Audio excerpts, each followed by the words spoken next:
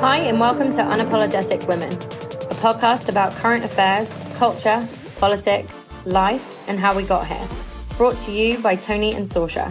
These are unscripted conversations about things we care about, not things we are experts in.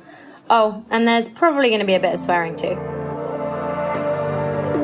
So Sorcha just got back from British Columbia, Canada, where she spoke at the 21st Privacy and Security Conference. I was really intrigued to how it all went, what she talked about, and specifically what was actually discussed in the room, noting that this was the 21st of these conferences. Now, here's my issue, is when I think about privacy, I almost always associate it now with data, i.e. thinking about data privacy, and that's actually not always the case.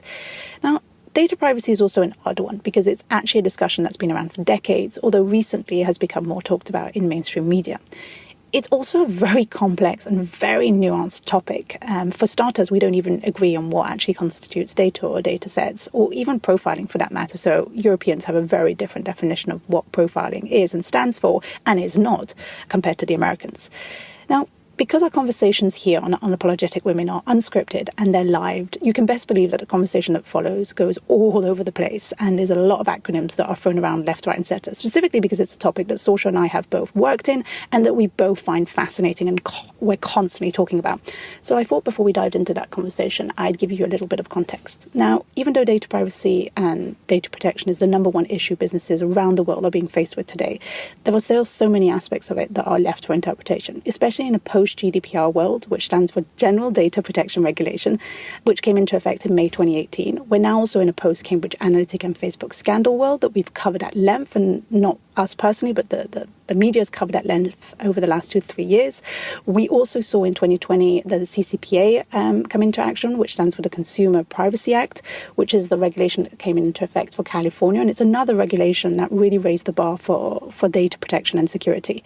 Now, when the European Union approved and adopted the General Data Protection Regulation, it represented the biggest change in data protection laws in Europe since the 1995 EU Data Protection Directive. So it was a huge shift. And CCPA, although it's different, does seem to be going down the same path to a certain extent as the GDPR.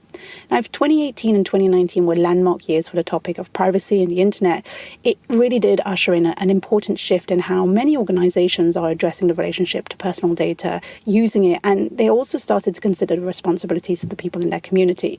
2020 definitely feels like the year that we're digging into the ethics around data privacy, that we're digging into the roles and responsibilities. Where does the responsibility lie when it comes to data privacy and security? Is it in the hands of the consumers? Is it in the hands of the tech giants? Is it in the hands of the regulators?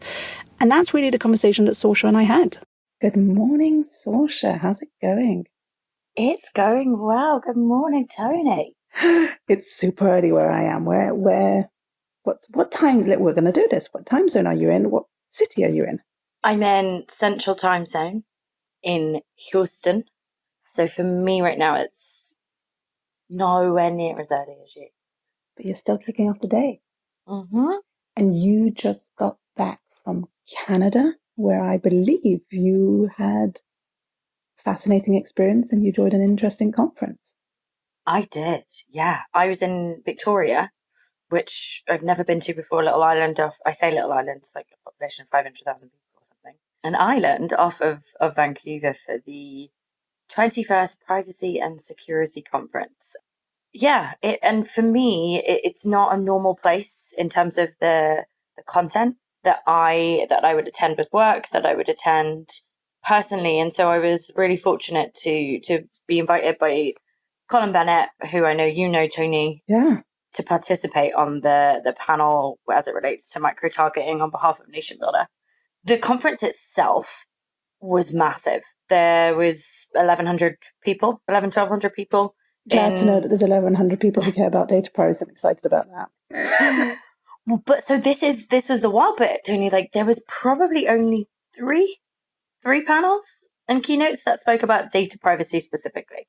This conference was so vast and when I think about like the content streams that I'm comfortable navigating and having worked for a tech company, there were panels that I sat in on that just was so over my head.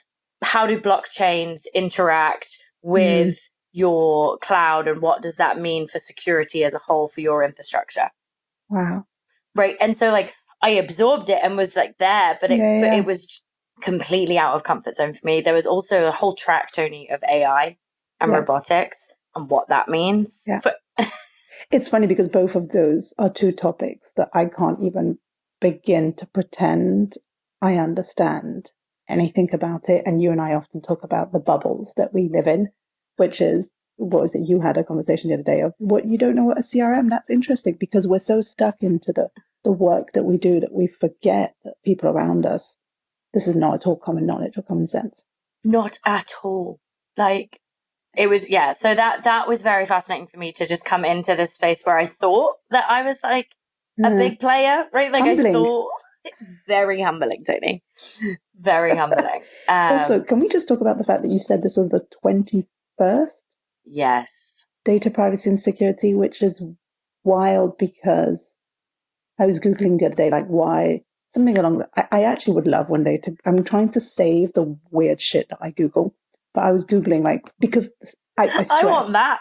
I want that blog post. My husband found me the other day Googling how to avoid a satin skirt sticking to your legs. Very valid Google. Fun fact, the solution is hairspray. Just going to put that out there, yeah. I swear to God. On your legs or on the skirt? It wasn't quite sure, but so I did a bit of both, but mainly on the skirt. And then it just floats gracefully for the whole day. It's the weirdest fucking stuff, I swear. Anyway. Give it a try. Yeah. I was Googling, why is everyone, because I couldn't find a smarter way of doing this, but why is everyone now talking about data privacy and data security? So I was super curious to hear if you'd got any insights about the fact that this has been 21 years that these people have obviously been putting this conference together. So obviously this isn't anything new. And we know it's nothing new, but obviously the world has shifted a fair amount. So I'm just curious from your perspective. What are your thoughts on that? There was definitely some, we told you so. Yeah. Gotcha. Right? Like there was 100% some of that. And I think honestly, Tony, people were delighted that it has become popular culture, for lack of a better word. And it absolutely hasn't, right? Yeah. There are still very much so silos of people that know about this and care about this and want to understand. I had a really interesting conversation with a very interesting woman at the dinner reception on the Friday evening, who was talking about, as a woman-owned business, tech company, she owns a kind of a social network, but an intranet version of it for women only. And she was asked the question, would you sell personal data to a buyer of your company? Because right now she's in the phase where she's looking for buyers. Yeah. And she was like, honestly, I might. Like, I'm never going to say never. Like, at the end of the day, my bottom line, I've got 2 girls that I want to look after. I've created this company. And if that's the interest from a buyer, I'll consider that. Absolutely.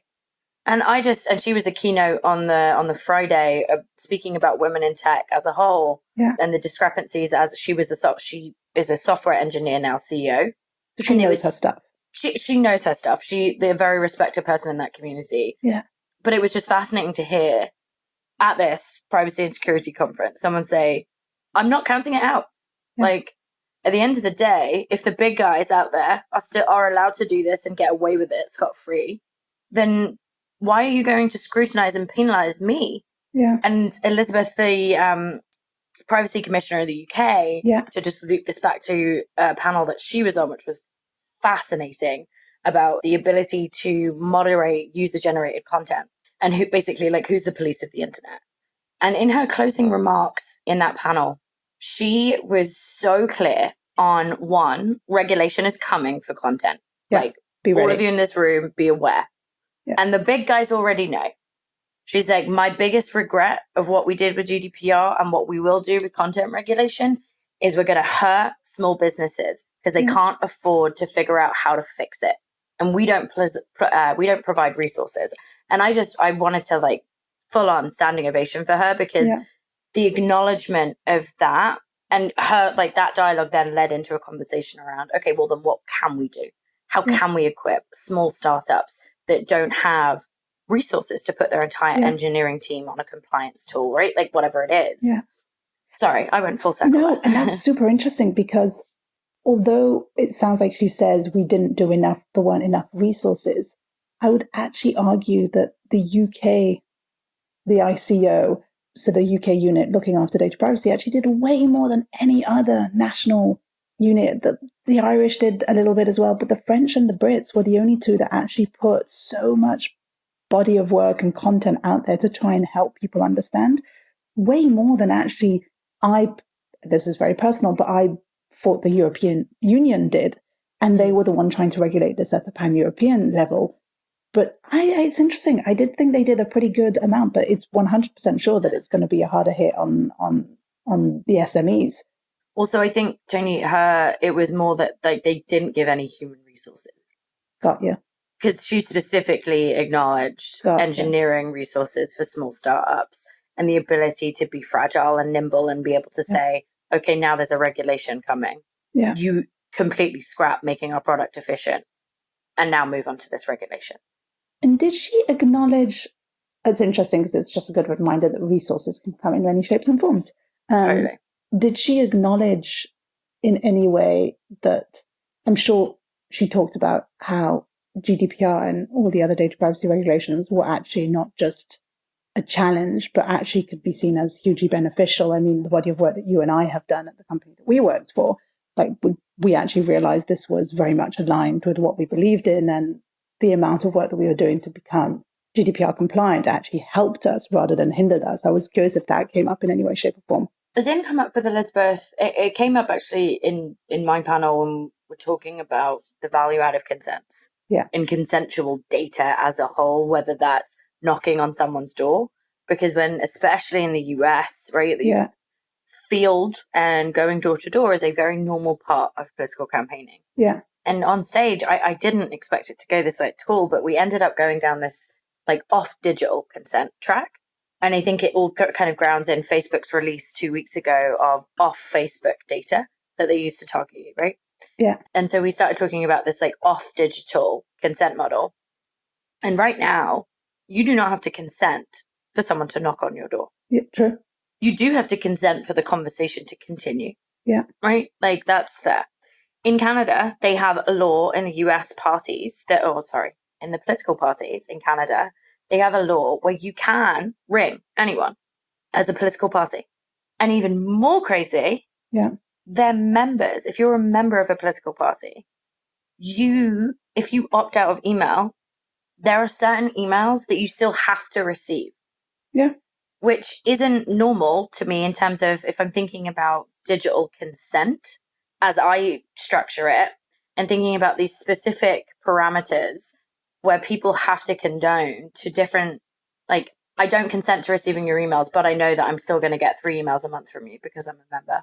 You know what? I actually equate that into the very corporate world of, I take myself off a newsletter or an email list of a shop, but I know I'm still going to get the receipts if I continue to buy from there online. It's sure, I won't get newsletters from you, but I also can't expect to not get the email receipt that says, thank you for your purchase is on its way, which again, no one I think ever complains about getting that and it goes back to what we are okay with and what we're not okay with, because we're actually very okay with we're actually excited about getting the email that says your shipment is on its way and you will receive it by Friday. So I actually compare that to that. But again, I don't know what the actual content that they'd be. So transaction emails, I agree with, right? A transaction email makes sense. The thing, and this is my own personal experience with having worked with some of those parties, is like, it's abused. Yeah. How much can we shove in that 1 to 2 emails? You know, like those emails are supposed to be events taking place in your riding, like important policy changes or updates or like membership updates type thing. Yeah. That's a broad scale. The problem with all of this. So, okay. Let's take a step back. Help me take a step back for everyone who's listening, has no idea about data privacy, data security, all of that thing. Did it come up, or do you have anything to share around what is understood to be data? Like, did that come up of this is how we define data? Because there's been a whole argument that I've noticed in the last couple of months of what we're even talking about. What is data? Like, are data sets actually even a thing? So I'm curious if that came up, or like actually defining the term and defining the concept. Yes, that did come up. And I'm just going back and through my notes right now. Yeah. The two Okay, so 2 buckets. Yeah. One is personally identifiable information, also acronym PAI. Yeah. And then the other is engagement/activity data. So there's PAI data, which, just for everyone out there, that's your first name, your last name, your gender, your age, your city, your occupation, your financial stability. That's like your PAI data that can be attributed to you as an individual. Yeah. Your engagement data can still be attributed to you as an individual, but it's how you interact with things. And so whether that's you liked a Facebook post, you visited Target's website, you looked at shoes on a website, you didn't buy something, you went to the shop and you received an email receipt from a coffee shop that you went to. Yeah.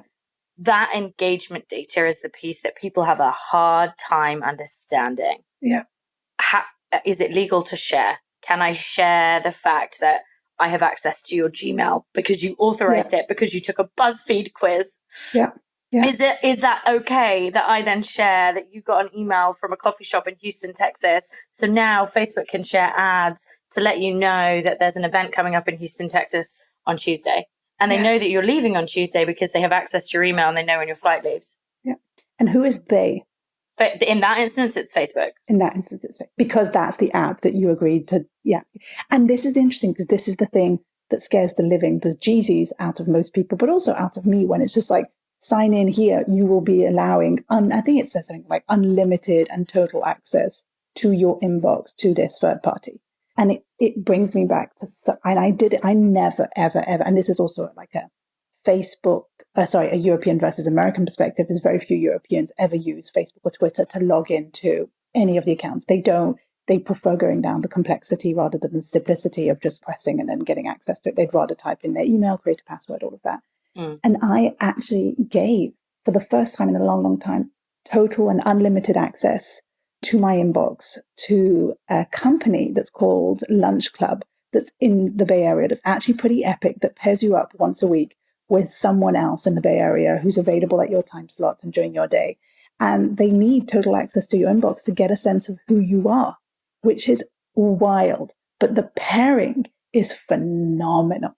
And it was one of those where I just sat there and go, I cannot understand that I'm doing this, but the value I'm getting out of it is insane. That is not a thing I ever thought I would hear from you, Tony. I know. And I sat there, and my husband had been doing it for a year and said, look, it's actually brilliant. You meet fascinating people. And I did have a moment, because of all the body of work that I've done, just sitting there going, am I seriously doing this? And it goes back to the argument that I always have is, what are, as a user, as an end user, as a citizen, what's the value add that you're getting from this? And I can't help but think about the days when you'd sit at the airport, and you and I have done this a lot, and you just want Wi-Fi, good Wi-Fi. You need to bang through a couple of emails. And it was a time where 4G wasn't a thing, 3G wasn't a thing. And it would be like, am I okay giving my email to get the thing in return that I need right now? And I think that for me is the most dangerous piece of data, because I am getting something in return straight away, but God knows what the long-term ramification of putting my email into this is going to be. Do you know what else came up a lot at the conference? Tell me.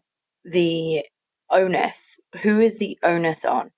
Yeah. And I honestly, walking into that conference, felt very heavily in the onus being on the individual and your responsibility to read the privacy policy or the terms and conditions or whatever that was. And I came out of that conference with a question to myself of, and I actually haven't spoken to you about this, Tony, but the question of, is it the tech company's responsibility to have a more digestible format of the bullet point, the 5 things you need to know we're doing with your data?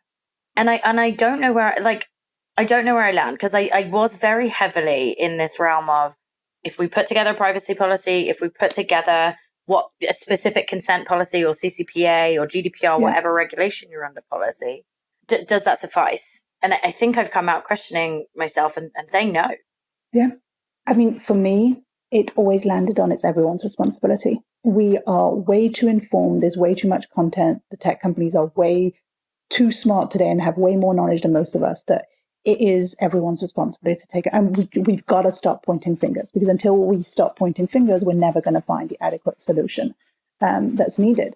The trick that I've always found with tech companies, creating digestible content is you quickly end up in, well, that it's just such a moving target and such a complex issue that's constantly evolving that there's no way that any lawyer in any tech company is going to be okay creating that kind of digestible content.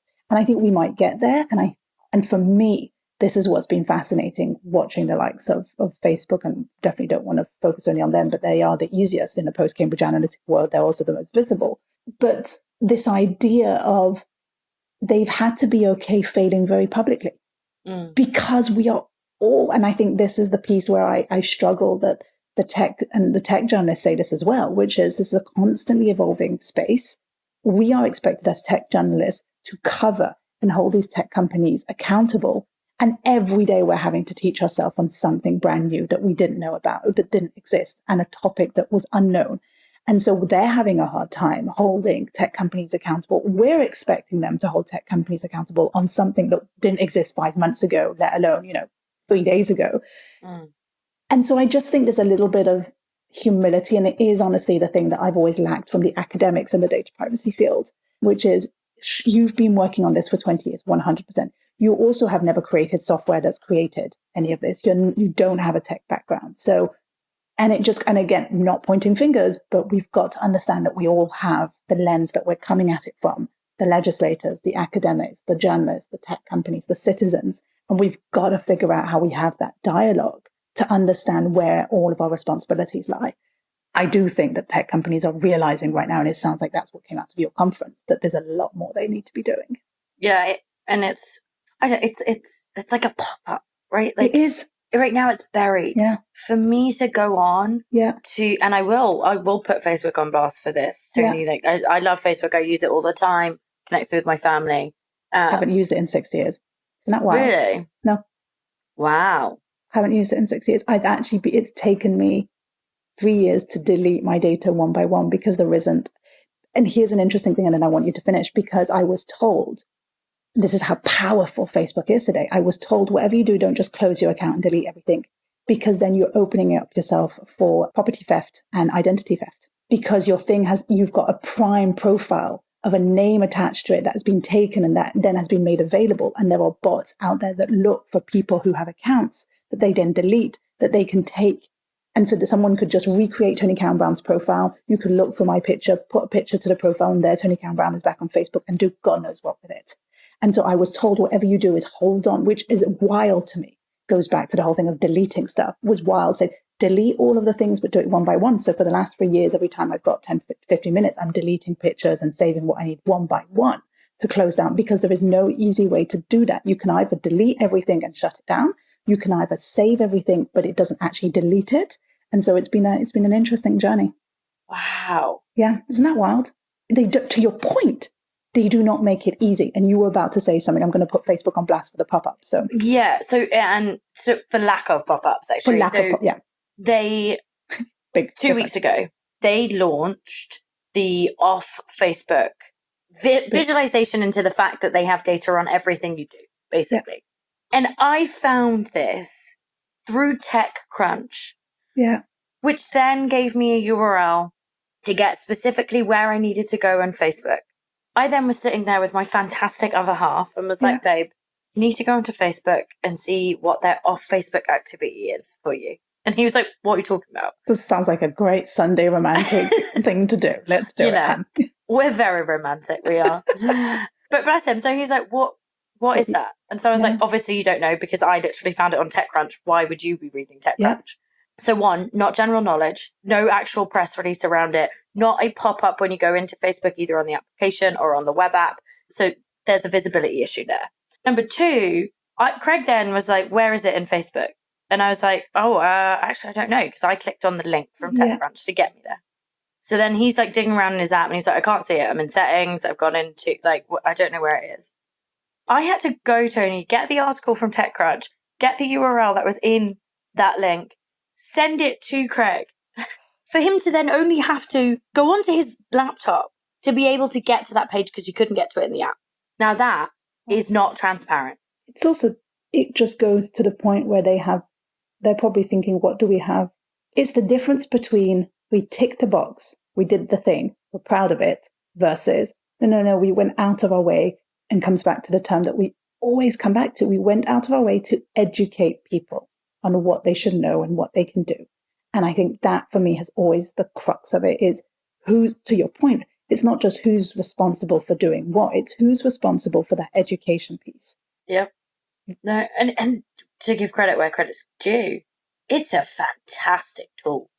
It is a fantastic piece of engineering and product. And I'm not surprised because they have the capacity, the human resources, the smart people to build this type of technology. Took the words out of my mouth, Tony. Like it's fantastic, and like just a visualization of it. You go in, you literally get a cumulative total at the top that says we have 893 pieces of off Facebook data. Wow. And then you scroll through, and it is company logo, URL of where that pixel.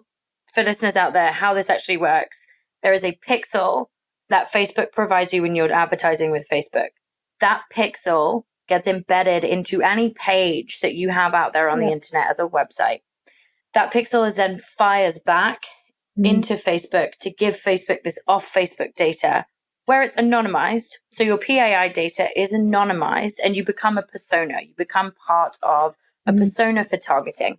I realized that there were a lot of big words in that, but it's important to understand how this mechanism works. And so when you scroll through your off Facebook data, you get the URL that would take you to that pixel. And so for me personally, that URL, I had just been on Old Navy's website and there were like 8 different URLs I was looking at a skirt. I had put a pair of shoes in the checkout, but I'd never actually checked out.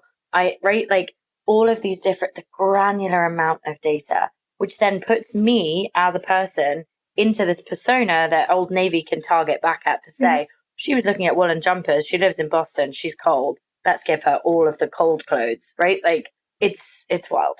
So here's a question for you that I think it's become more top of mind for me. And I think it is going to become more of a center of discussion as we move away from this, which is, before I ask the question, Alex, every time I would sell or I would talk to political parties about the benefits of having powerful campaigning software, and it always came back to, if you're serious about building a community, you have to know who's in that community. You have to build a trusted relationship. And the only way you can build a trusted relationship, and this is true for political parties, this is true for just about anyone. Whatever you're putting out there, you're going to build a community of people who are excited about this, whatever it's a service, a product, an offering. And we all know that building a trusted community is very helpful over the years. These are the people who are going to continuously come and buy from you. And to build that community, you need to build that trust. And to build that trust, these people can't be the product. You can't just sell their data, and you have to understand who you're talking to. And it was an interesting concept because over the years, especially with political parties, you'd talk about, they'd always come back with big eyes and say, the more data, the better. I've got all of these data sets. And the question I couldn't help myself is, great, what have you done recently with this so-called data set? In what way have you used it? And I'm more and more of the belief that very few people actually know what to do with large data sets. First of all, I'm more and more of the belief that these data sets are less and less useful, actually. And so do you have any good examples of people using this in a powerful way that's actually exciting versus you've got a database of 4 million people, congratulations, and you've got all of these additional data sets of them?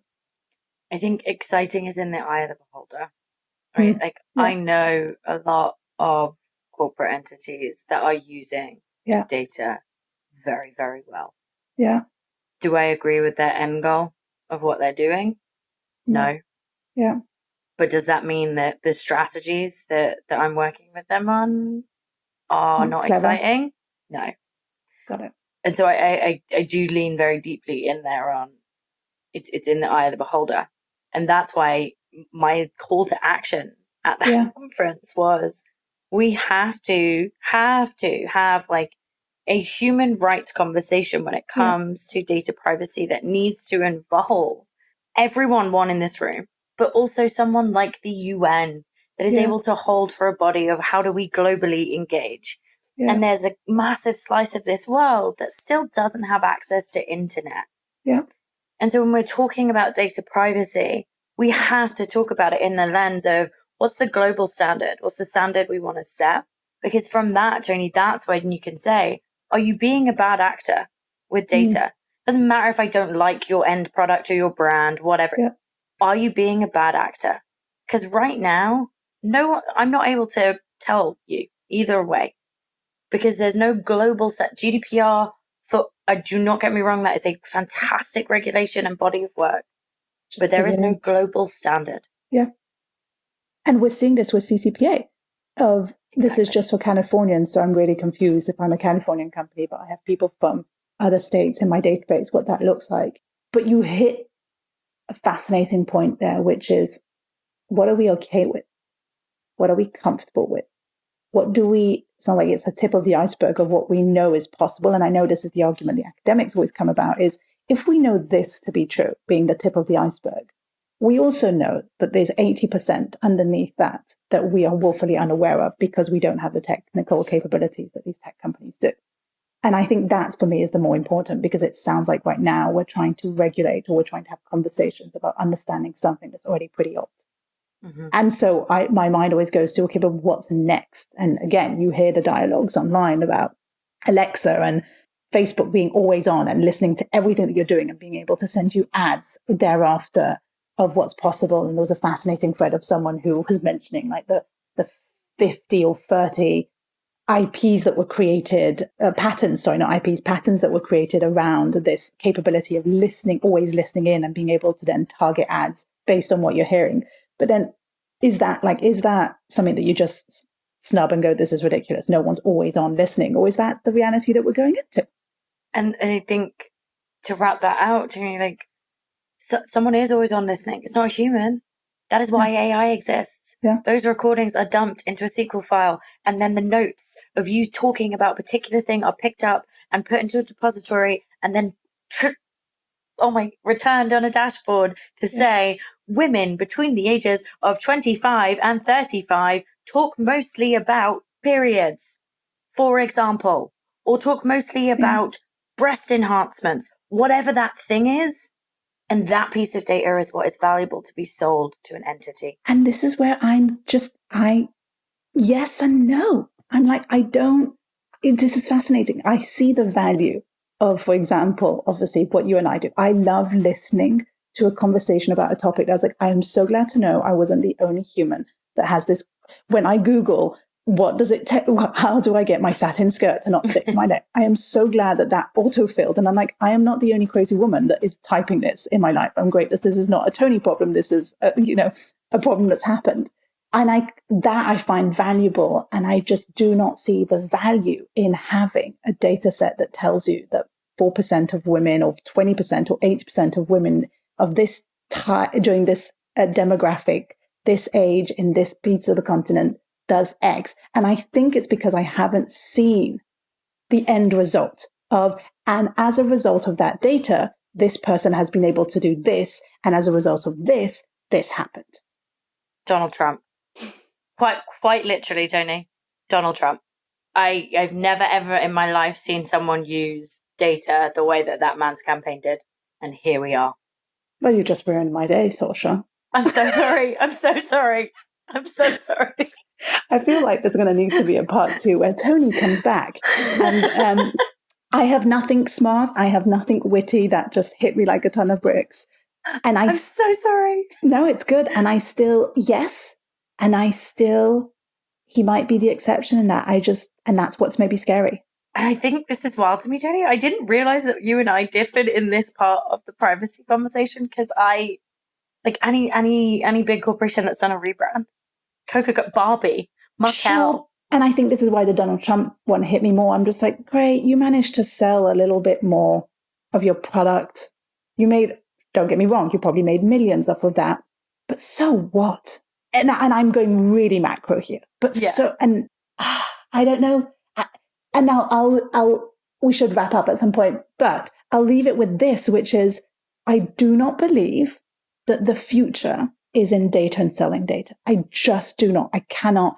And I had a conversation with a fellow at Mozilla who was saying he was building, and I'm not even going to attempt to explain what he was building, something really, really cool that basically put the power of your data back into the hands of the users rather than the corporations. And they were more responsible and became sort of like I said I wasn't going to explain it. I'm not going to explain it. But the conversations that he was having with VCs were like, no, you need to sell that data. The future's in selling that. That's where you're going to make money. And the guy was like, no, you're missing the whole point. The future is 100% not in selling the data. And the VCs were just like, no, I disagree with that completely. But what about the individuals selling their own data, which is what Andrew Yang is proposing, right? And I think that's stupid. Really? Yeah. Oh, wow. I think we have to absolutely come back to this, Tony, but there's definitely a world in which people monetize their own data and make revenue on it that aren't companies. As individuals, I will sell my data to you for X, Y, and Z. Yeah. And I think it's pennies. And I think it's absolutely pennies. And I think there's no future in it. I think we're in it right now of, oh my God, this is a thing. I don't think there's a future in that. Whether that's at an individual level as a solution of taking it away from the corporations and taking more ownership of it, or versus the corporations. And question for you, would you be okay with the government owning it? Oh, okay. Thank you, everyone, for tuning in. Just the call to action here for you is think about this. Is privacy important to you? Let us know. We love everyone's thoughts and feedback on that. But is privacy important to you? Do you have a privacy story you want to share? Yeah.